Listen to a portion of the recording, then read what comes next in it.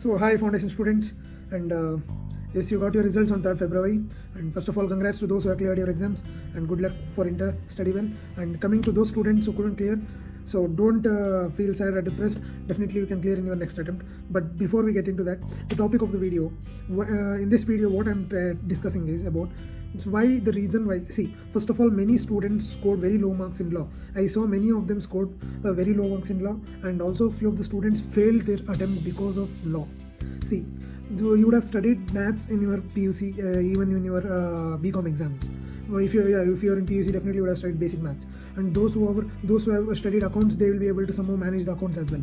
But law, even economics, there is business studies in your PUC. Those who have taken commerce stream, they would be able to write your paper well.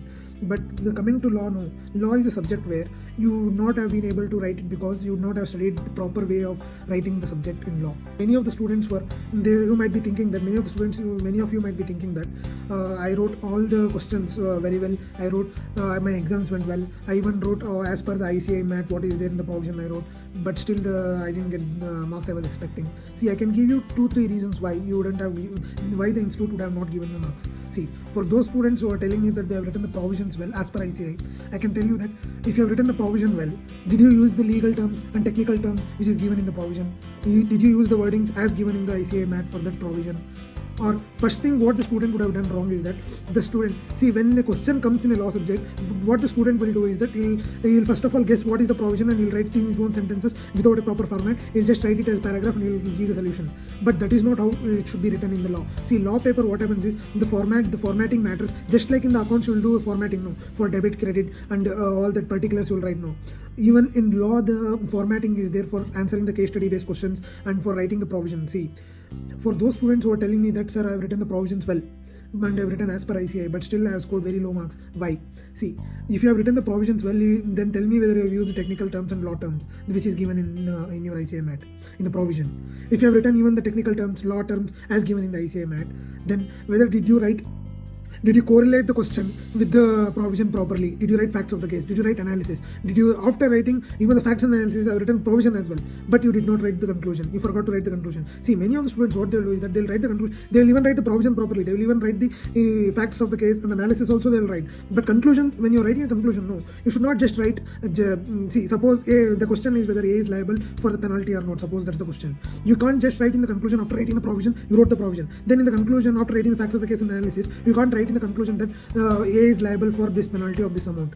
First you have to tell the reasoning along with that in the conclusion as well. In conclusion, you won't lose anything if you write 1 or 2 sentences extra. What you have to write it in the conclusion is that A is liable for this particular amount because he did not comply with the above provisions, which is this, and as per this provision, you have to correlate the provision with the case study, and you have to write even in the conclusion extra 1 or 2 lines if you write. It's very good because what the evaluator will think is that he will be impressed and will give you more marks. See, what happens in law is that many of the students, they'll write it in paragraphs. Or one basic myth what happens here is that students think that since it is a theory subject, why we have to hit our head? We'll just bat the things and we'll go and write it. See, I agree that there is a bayating and memorizing of the stuff happens in law. But just because you memorize and bat and you go and write what you have read, no, that does not guarantee that you will get the full marks. See, there is a particular way for writing the law. For those students who have seen, I recommend that go and see my video on Mission 60. I've made one video on how to score 60 marks in business law.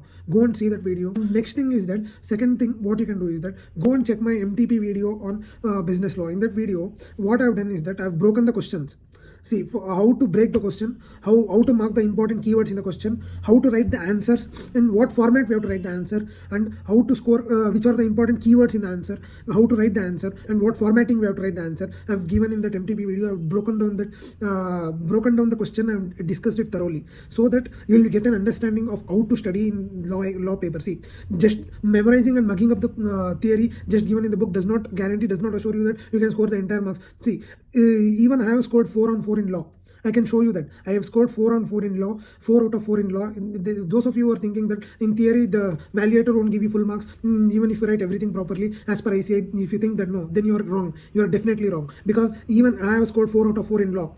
See, if you write in a particular format using the legal terms and technical terms and properly explaining the concept of what is there in the provision with the facts of the case, and if you correlate that, and if you write the proper conclusion, no, I will guarantee you that the evaluator will give you full marks, definitely. Unless it is an unfortunate case where the evaluator, if he has not given you marks, I'm sorry to say, but definitely they'll give you full out 4 out of 4, or how much ever marks it is there for 6 out of 6, they'll definitely give you if you write the provision properly. And where you would have went wrong in this particularly is that students know first what you will do is that when you get the particular question, when you take a particular question in law, you will be first thing what you will do is that you will not mark the key important keywords which indicate the particular provision in the question, and you will directly jump into writing the answer. That is very, very wrong. First you have to understand what the case study is there, read it 2-3 times, and then you have to understand what are the keywords in the particular question which is indicating the application of particular provision. See, sometimes what the ICI will do is that they will give you a particular question. This attempt the paper was very tricky, I agree. You go and see my entire full review. I have discussed the entire law paper, business law in detail,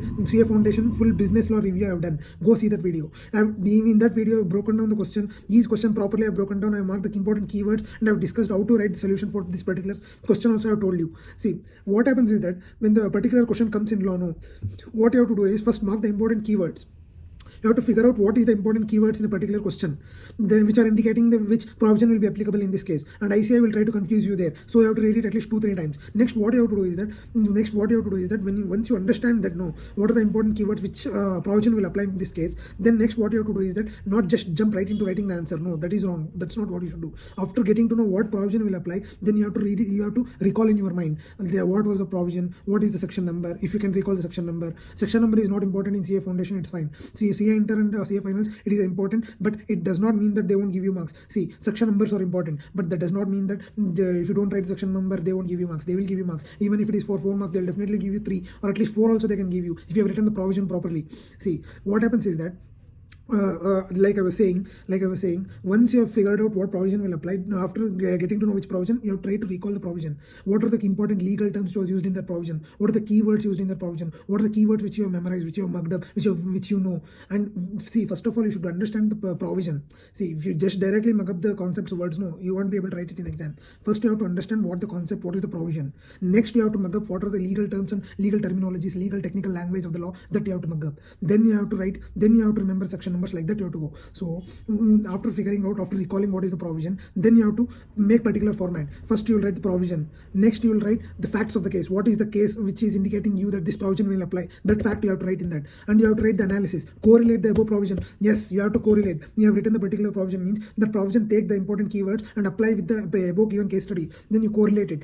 This entire thing what I'm telling you right now, I've discussed it in the MTP question discussion as well as in full paper review which I have done, business law. In that also I've put, and that also I've discussed the entire thing properly, how to go about in answering the question in business law. Okay, see, and then after that what you have to do is that after figuring out, after writing the provision, after correlating the provision with the fact of the case and analysis, then you have to write the conclusion. This is the way in which you have to write. This is why the students know this formatting they won't do. They will not write even the provision properly. That's why you're scoring very low marks. And one more thing is that, see, writing practice is required even in theory subjects. Just because it is a theory doesn't mean that you don't need writing practice. At least you should have, see this formatting, no, just by understanding the format, just by writing the format, just by understanding the concept format, no, just by understanding the format, you won't be able to write it. You have to write once in this format, right? First you have to practice this at least before going to exam. No, the day before the exam you have to write at least 1 or 2 questions in this format. You have to write 1 or 2 case studies. See, direct questions which I have discussed, see, many of the direct questions also had come this time. This time the paper was not that. See, the case studies were tricky and difficult, but the paper on whole, if you see, it's not that difficult to score even the passing marks. You could have easily passed the exam. And one more thing, guys, in law, what you have to do is don't just read the concepts and just understand the concepts provision. No, what the students will do is either they'll do only the questions, either they'll do only the theory. See, only doing the theory and not doing any questions, no, it won't bode well in the exams. It won't go well for you in the exams. So you have to do both. After reading the provision, come to questions on the provision. If there is no question, no, you can just recall the provision itself and you apply the provision and you only write it. Okay, that's how you have to write. That's what you have to do. Doing both the theory as well as the questions is very important in law, because in questions you will come to know how the provision will be applied and how the answer should be written. You have to see the formatting, what I told you. If you write in this format which I have discussed in this video previously, which I have told just now, with the format which I just told you right now, if you write in that format, definitely you can score well. And yes, so don't give up, and make one schedule and prepare for your next attempt properly. And if you have not applied for the RTI certified copies, I suggest you apply for RTI and get the certified copies to see how the marking is done, how the marking scheme is there, how the evaluator has given you marks, allotted the marks, and you can you'll come to know your mistakes, you can analyze, and you can prepare well for your next attempt. And so don't lose hope, and definitely you can score well. Law is not a difficult subject, so please do the way which I have told you right now in this video. You can definitely score well in law, and good luck guys.